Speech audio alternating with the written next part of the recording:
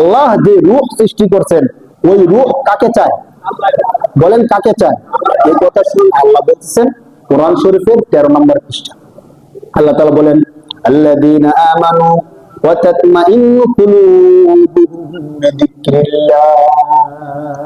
বিযিকরিল্লাহ। আল্লাহ বলতেছেন আল্লাযীনা আমানু, নিশ্চয় যারা ঈমানদার, নিশ্চয় যারা কি? আল্লাযীনা আমানু ওয়া তাতমাইন্নু কুলুবুহুম বিযিকরিল্লাহ, নিশ্চয় যারা ঈমানদার তাদের কলবটা স্থির হবে, শান্তি পাবে একমাত্র আমি আল্লাহর জিকিরের মাধ্যমে। সুবহানাল্লাহ।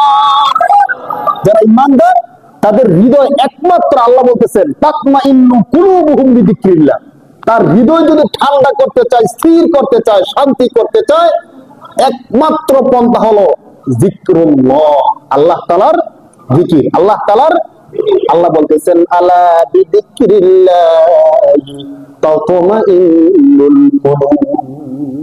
বান্দা শোনো, আলা, শুনে রাখো, জেনে রাখো, আলা বিযিকরিল্লাহি তাতমাইন্নুল কুলুব, একমাত্র আল্লাহর জিকিরই পারে তোমার হৃদয়কে স্থির করতে, ঠান্ডা করতে। আর আমরা এই হৃদয়কে স্থির করার জন্য এয়ার কন্ডিশন লাগে না, এরপরে এসির বাতাস খাই, এই করি, এমনি করি, অমনি করি, কোন স্থির হয় না, হবে না। একবারে মৃত্যু পর্যন্ত আমাদের অস্থিরতা থাইকেই যায়।